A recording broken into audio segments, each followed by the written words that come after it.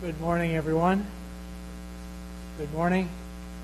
My name is Paul Numerick. You'll see my name on your program. I am on faculty here at the Methodist Theological School in Ohio. I teach in the area of the study of religion and interreligious relations. So welcome to all of you to this Williams Institute lecture part 2. I see some from last night, and I see a lot of new faces this morning. So welcome all. If you were here last night, welcome to part 2. And if this is your first lecture, I think you will be impressed. We were all impressed last night. I do want to point out that there's information on the back of your program about the Williams Institute. Notice the distinguished list of past lecturers. It is quite an impressive list. There's also information about the Theological Commons there, which is also sponsoring this event. I am introducing our speaker today because I've had a little history with him. He was with us last spring to do another lecture, and those of us who were present at that lecture said, we need to bring this fellow back because he was so good, and so we've done that. I want to just be brief in my introduction today because we have less time than we had last night. So just briefly to supplement what you have on your program about our speaker, let me just say these few words. Reverend Canon Dr. Titus Presler served as principal or president of Edwards College in Peshawar, Pakistan, beginning in 2011, and now considers himself principal in exile. Edwards College was established in 1900 and today has 2,800 or more undergraduate and graduate students as an institution of the Church of Pakistan. 90% of its faculty, students, and staff are Muslim. Much more to be said about our speaker, but let me just say this. Some of his many presentations and consultations have included these: the Global Episcopal Mission Network, the Lambeth Conference, the U.S.-Pakistan Interreligious Consortium, and a consultation with modern Muslim leaders in Egypt, Qatar, and Oman. So we welcome our speaker today. We are so glad to have Reverend Canon Dr. Titus Presler here to give a second of 2 lectures. The subtitle of this one is Building Toward a Viable Future. The title is Christian Muslim Maelstrom. So please join me in welcoming our speaker today.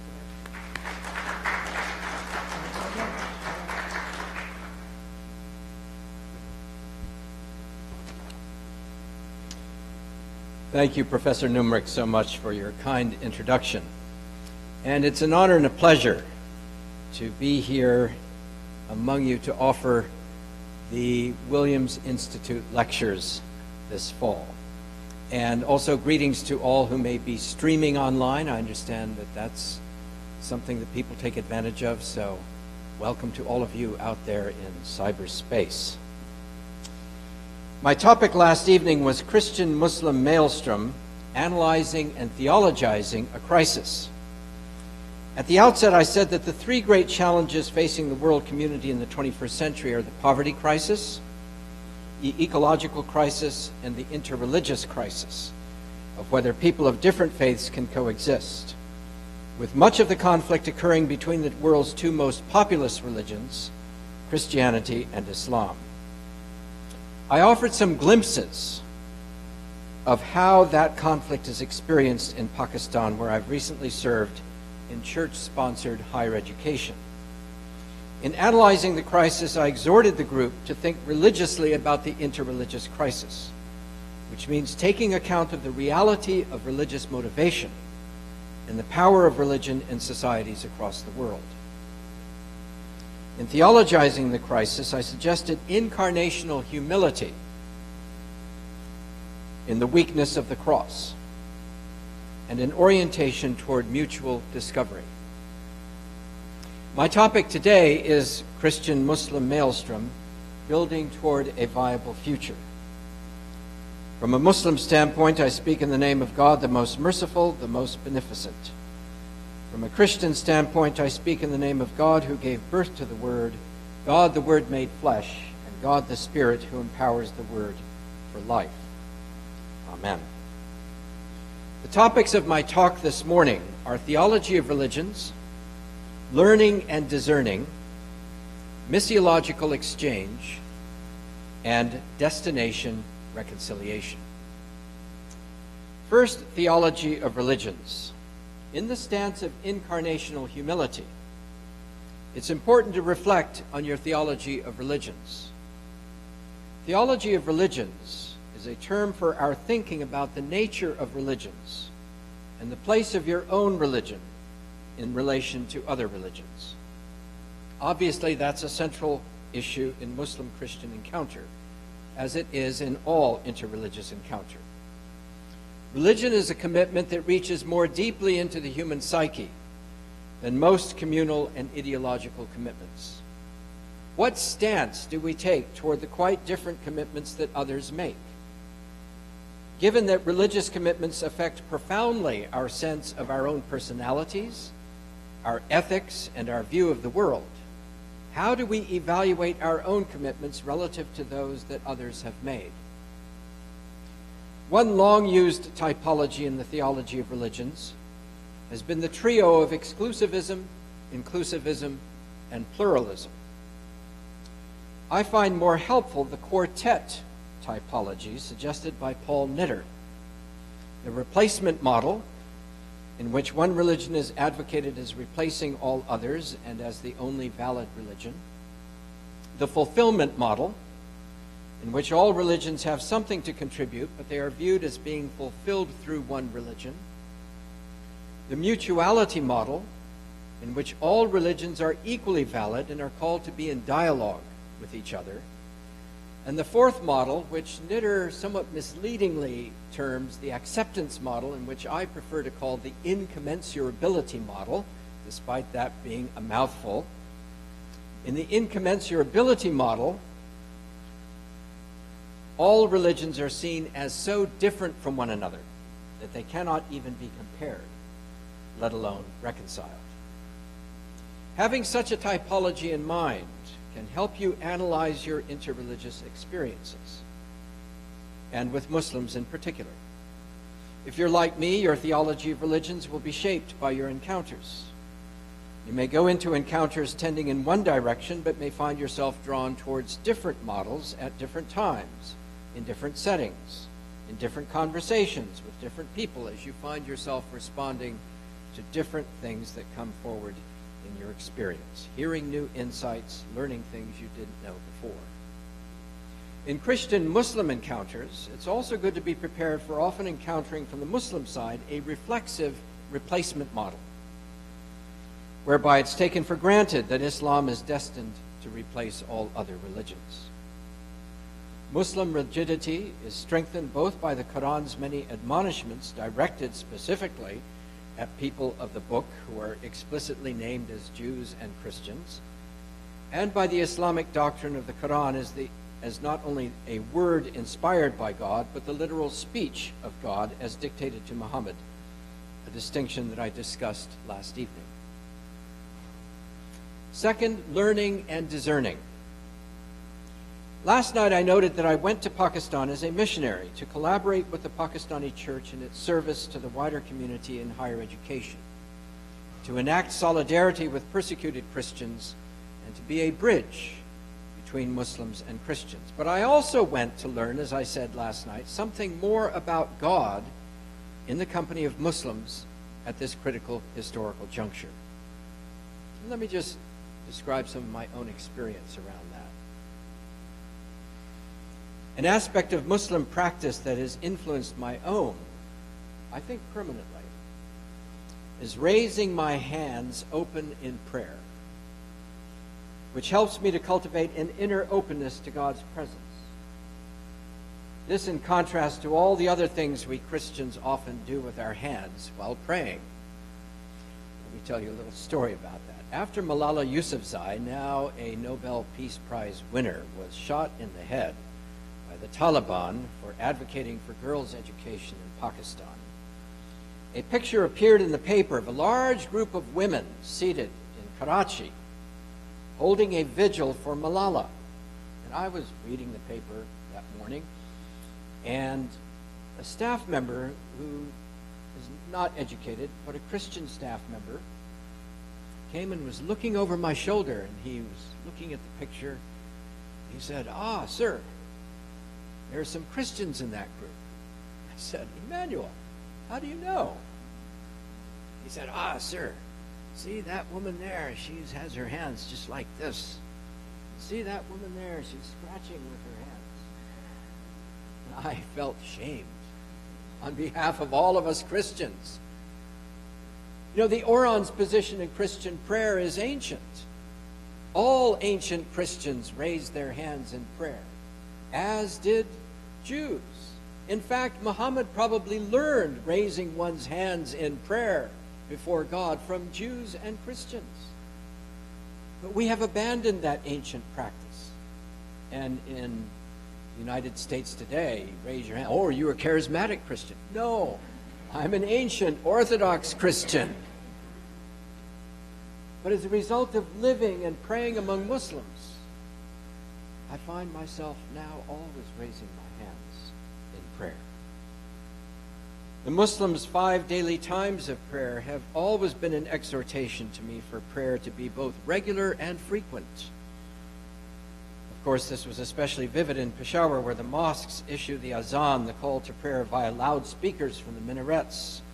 The first one well before dawn and the last one well into the night. We'd be having faculty meetings or whatever, and people go out at the azan to pray, and they're back in 5 minutes. Pray without ceasing, Paul exhorts us. And we know that Jesus had a regular pattern of prayer before dawn. Roman Catholics and Anglicans have liturgical resources for at least 4 daily offices: morning prayer, noonday prayer, evening prayer, compline. But how many of us use those offices with any frequency or regularity? There is also discerning, by which I mean exploring differences as much as commonalities. One of the most tired cliches of interreligious encounter is, well, you know, all religions are really the same, and we're all worshiping the same God. Well, actually, we may or may not be worshiping the same God. That's for you to sort out in your Theology of Religions.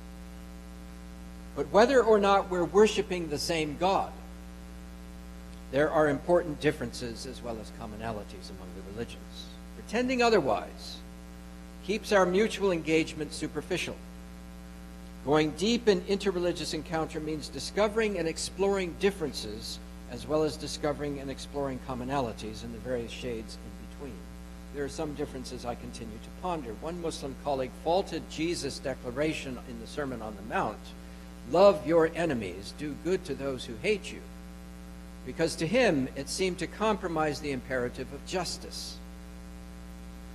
In the environment of Khyber Pakhtunkhwa along the Afghan border, his standpoint might have been influenced by the ethos of revenge by which the Pashtun people live. The Quran does counsel forgiveness in many places, but Islam as a whole is indeed oriented more toward exacting justice than toward turning the other cheek.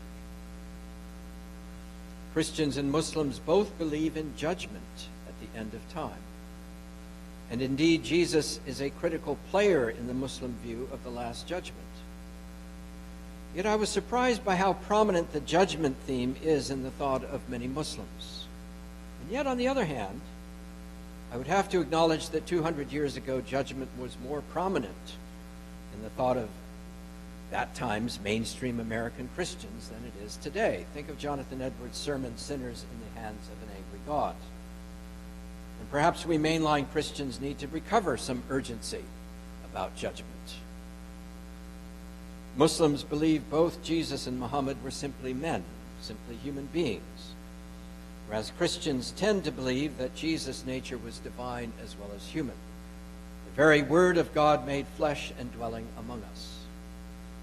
Yet we Christians, speculate easily about the consciousness of Jesus and the implications of the incarnation. We're likely to argue about them and joke about them, whereas fears of blasphemy function as a hedge around any conversation about the inner consciousness of Muhammad, as well as conversation about the Quran.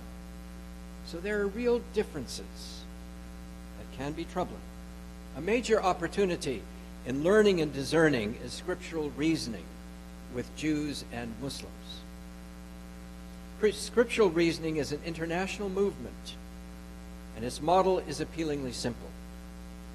dialogue begins not with discussion of an abstract topic, where the need for expertise can be intimidating, nor does it begin with discussion of personal faith experience, where the need for vulnerability can be equally intimidating.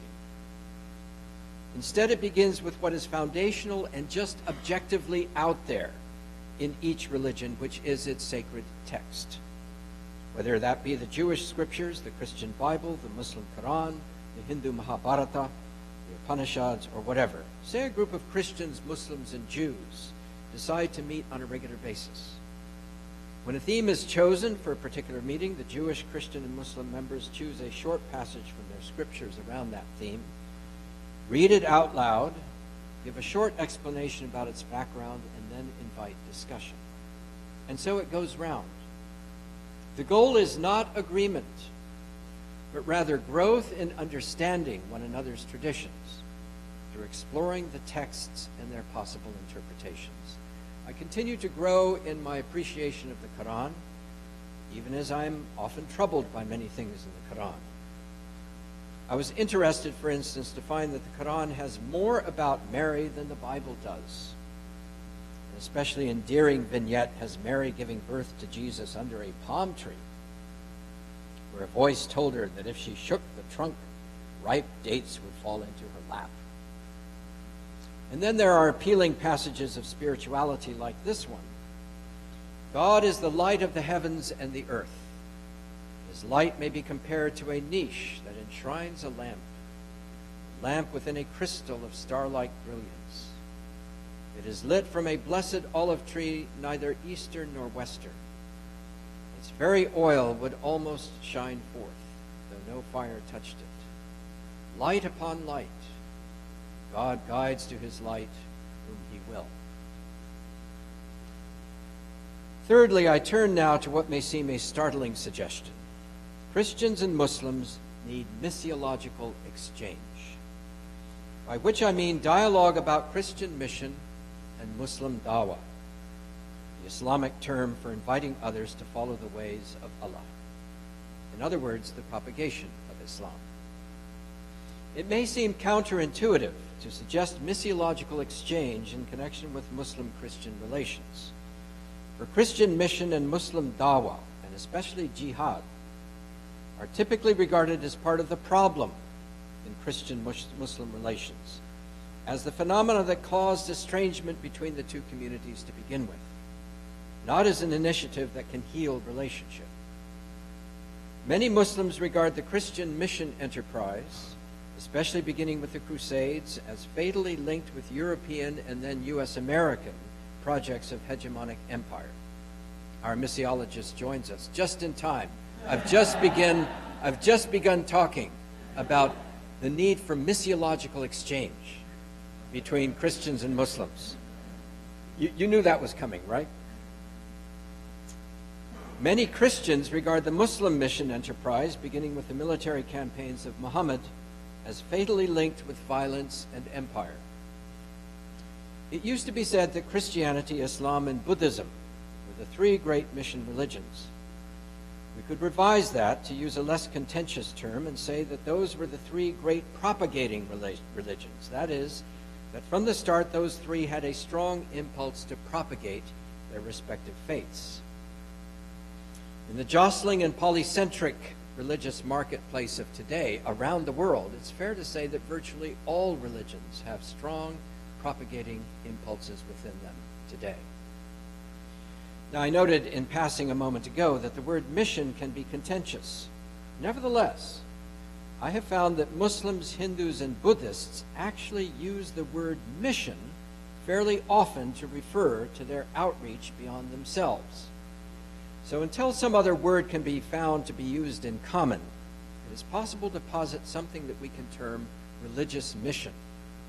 And I define it as follows. Religious mission consists of the spiritual vision and the practical means through which communities project their religious faith and work and invite the participation and adherence of others. The missional impulse moves religionists of whatever kind, Hindus, Buddhists, Muslims, Christians. The The missional impulse moves religionists outward from the inner life of their communities to encounter the other and the different. Mission inherently crosses boundaries into the dimension of difference. The first border crossing is the boundary between those who are part of the religious community and those who are not or not yet part of it. Typically, that border crossing also involves other boundaries of difference: race, ethnicity, language, nation, class, education, profession, economics, and politics, and culture. Thus, mission involves meeting difference. With this understanding of mission, I suggest that it is crucial that Christians and Muslims recognize that both Christianity and Islam have been indelibly missional from their beginnings. That is, that they have been committed to promoting their faith and work and to inviting the participation and adherence of others. Yes, the history in each religion includes travesties and atrocities, but each religion also has luminous and exemplary moments in its outreach. Muslims and Christians today are not likely to relinquish their inherent impulse toward mission, nor should they, if they are to remain true to their foundations. Moreover, mainstream Muslims and Christians share a good deal in their views of legitimate religious outreach. To demonstrate this, I turn to a Friday sermon called a khutbah, delivered in Los Angeles at the Islamic Society of Southern California, a mosque that I visited recently. This address was delivered by Salam al-Mariyati, who heads the Muslim Public Affairs Council, an American institution that informs and shapes public opinion and policy by serving as a resource to decision makers in government, media, and policy institutions. Now, the guiding question that al-Mariyati wanted to answer in his address at this Friday khutbah was, quote, how do we approach non-Muslims?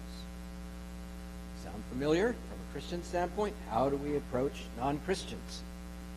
So how do we approach non-Muslims? He talked for about 20 minutes, but here's an especially important part of his address, and I quote, there is no conversion in Islam. What I mean by that is that it is not our duty to proselytize or to convert people.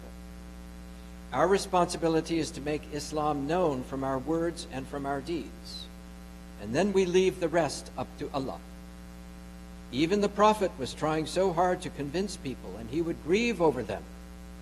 But God would tell the Prophet, don't grieve over them. If I do not compel them to believe, then you as a human being cannot compel them to believe. So for us as Muslims, as human beings who walk the streets of Los Angeles and live in the society, we are not supposed to be into proselytism. So Islam is not a missionary faith in that sense. But there is a word that we need to look into a little more closely today, he went on, that gives us a better understanding of our role in terms of dealing with the rest of society vis-a-vis what Islam is. And that word is called Dawa. Dawa literally means invitation. It is an invitation. So the Muslim is told, you invite. Whether they accept the invitation, it is not up to us. It is up to the individual and the freedom of choice and Allah. But we have to prepare ourselves to make the invitation. End of quote. Now, when he gave that sermon, he was preparing that particular congregation for what Muslim communities throughout Greater Los Angeles call Open Mosques Day, when they invite anyone and everyone to come and visit their mosques. Now, what I, as a scholar of Christian mission, find striking in that piece of discourse is how closely that presentation of Dawa tracks with current Christian thinking about mission. Mainstream missiologists and mission activists today agree that the heart of Christian mission is simply bearing witness to the triune God, that the gospel is simply good news, and that people who receive good news naturally share that good news with others. So evangelism is simply telling the story. Missiologists today agree that trying to convert people is not our task as Christians, but simply bearing witness. And that conversion, when it happens, is the work of God through Christ in the power of the Holy Spirit. not the task of an evangelist or missionary. Missiologists today agree that once the gospel story is told, the storyteller needs to be ready to make an invitation to an encounter with God in Christ, nothing more. Missiologists agree that there can be no compulsion in religion, to use the words of the Quran, whether psychological, social, political, or military. Yet Christians and Muslims should also certainly agree that both Christians and Muslims at various points in history have indeed sought to compel conversion to their respective religions through psychological, social, political, and military pressure. Between al-Mariyati's account of Dawa, which I believe is a pretty mainstream Muslim view, and the Christian mainstream view of mission today, there is agreement on witness, simply making the heart of the faith known to others. Agreement on the importance of both word and deed, both proclamation and service. Agreement on the central role of God, not the believer, in moving people toward conversion. Agreement on rejecting compulsion of any kind, and agreement on the believer's role, that the believer's role is simply to invite people to consider the faith.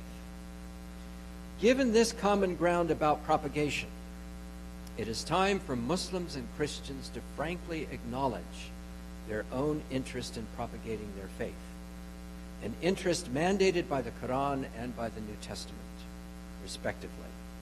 And since the mainstream approach to propagation in each religion shares so much with the other, it is time for Muslims and Christians to acknowledge the legitimacy of their counterparts' interest in propagation and stop attributing grossly competitive motives and grossly manipulative methods to each other. Propagation tends to be left off the agenda of interfaith dialogue because it arouses so much hostility. But that is precisely why it needs discussion early in interfaith dialogue. Recognizing that outreach is fundamental to Christianity and Islam destigmatizes mission and Dawa and restores them to the agenda of interreligious dialogue. It enables us to take the mandates of mission and Dawa out of the cupboard where they have been deposited as embarrassments to Muslim-Christian relations and put them on the table as one of the first things we talk about, rather than one of the things we talk about last or never. Finally, reconciling pilgrimage. Inevitably, my discussion of Christian-Muslim relations has needed at several points to cite reconciliation as a destination. And so I now turn to that theme explicitly. Contact, engagement, dialogue, understanding, collaborative action, all of those are crucial. An important reality is that the participants in this engagement do not meet as strangers, but as joint inhabitants on this planet who have a long history of contact and engagement, much of it unhappy, much of it wounding, much of it contested, much of it scarring. Not all of it, of course, but much of it. So it is that not only encounter, but reconciliation. So it is that not only encounter, but reconciliation must be lifted up as the ultimate vision and goal of Christian-Muslim engagement. Reconciliation is itself the healing of relationship. What was torn is mended. What was broken is repaired. We have all of these metaphors. What was wounded is made whole. Those walking away now walk toward. The brush-off becomes an embrace. Closeness replaces distance. People move from suspicion to trust, from alienation to cordiality, from isolation to collaboration, from hostility to friendship. I cannot presume to suggest Muslim resources for reconciliation, or even to insist to Muslims that reconciliation is the mandate. But for Christians, reconciliation is central in the mission of God for the human community, for it is the pivot of the work of Christ in the cosmos. As the Apostle Paul wrote to the Corinthians, in Christ God was reconciling the world to God and has given us, has entrusted to us, the ministry of reconciliation. As you may recall, on the afternoon of Easter Sunday this year, March 27th, a suicide bomb in a park in the large city of Lahore in Pakistan killed more than 70 people, both Christians and Muslims. claiming responsibility for the attack, a breakaway group of Taliban said that they were targeting Christians specifically. Many children gathered for amusement rides were killed. I sent condolences to several bishops of the Church of Pakistan, the ecumenical body that in 1970 brought Anglicans, Lutherans, Methodists, and Presbyterians into organic union. The church's moderator, my friend Samuel Azariah, who functions as the presiding bishop, wrote back to me as follows: "Yes, it was an extreme experience of the pain of Calvary, but through prayers of believers all over the world, we have been energized to move forward in our journey of life, a sacred pilgrimage for purposes of reconciliation. Please continue to keep us in your prayers, that we continue faithfully in this purposeful journey." On the 3rd of April, we had a common prayer service at the site of the blast for all the victims. Christians, Hindus, and Muslims participated and prayed. We will continue with such acts of peace, tolerance, and reconciliation. End of quote. So there you have it, reconciliation at the top of the agenda, even after the atrocity of a mass killing. Yes, justice is important, and the bishops are constantly crying out for justice. But overall, under all, around all, reconciliation as the omega point towards which they are journeying. The 20th century saw many initiatives from churches in reconciling dialogue with Muslims, especially in light of the work of Kenneth Cragg, whose book stimulated a sympathetic consideration of Islam, beginning with his 1956 classic, The Call of the Minaret. There are many other events and publications that I could cite from later in the century. But let me rush on to a major Muslim initiative in reconciliation. In 2007, 138 Muslim scholars from all over the world, representing the major sects and schools of thought, sent a letter entitled "A Common Word Between Us and You" to 25 Christian leaders, calling for peace and reconciliation between Christians and Muslims for the sake of the world. The letter was addressed to the Pope, the Orthodox Patriarchs, the Archbishop of Canterbury, and the heads of the world alliances of the Lutheran, Methodist, Baptist, and Reformed churches. As grounds for a common witness, the letter stressed the unity of God, the necessity of love for God, and the necessity of love of the neighbor. It was a major event that drew intense attention. Many Christian leaders responded positively. Being a major theologian in his own right, then Archbishop of Canterbury Rowan Williams responded with an extensive document entitled "A Common Word for the Common Good." The Council of Bishops of the United Methodist Church responded with a one-page letter that welcomed the Muslim initiative and that reads in part, "Our hearts respond with joy to your proclamation that the primary purpose of human life is to love God and love our neighbors. We see this revealed in the life, death, and resurrection of Jesus Christ. And so not only are we in agreement with you, but we are also inspired by the spiritual sensibility manifested in your discussion of the two great commandments. In our own Wesleyan tradition of the Christian faith, we believe and teach that God's salvation is holiness of life, and that holiness consists of love of God and love of neighbor. We are convinced in our own hearts that your words are true when you write, 'If Muslims and Christians are not at peace, the world cannot be at peace.' In our Wesleyan tradition, we believe that truth must be enacted in our lives. We join with you in seeking the illumination and guidance of God's Spirit, in witnessing to the world that it is God's will that all of God's children, including Muslims and Christians, are created to live in peace and justice with one another." End of quote from the Council of Bishops of the United Methodist Church. So the Methodist bishops welcomed the Muslim initiative, acknowledged the gravity of the world's situation that makes common ground imperative, and highlighted what is indeed common ground between Islam and Christianity, which is love of God and love of neighbor. I appreciate the fact that the bishops noted that for Methodist Christians, as for all Christians, the touchstone of all of this is the life, death, and resurrection of Jesus Christ. Unsaid, of course, was the central role of Christ in the reconciliation of all humanity with God. And I say, of course, because at that point, appreciation and the acknowledgement of common ground were indeed what was needed to highlight, with differences about the role of Jesus awaiting further dialogue. So that peace, a common word between us and you, continues. It's not so much prominent in the public discussion today, but it continues to be a very important touchstone. And as people complain about how Muslims often are quiet, and they're not as quiet as is said, in the face of terrorism and atrocities and so on and so forth, it's very important to acknowledge this initiative from the Muslim world, if I can use that term, for reconciliation with Christians in particular.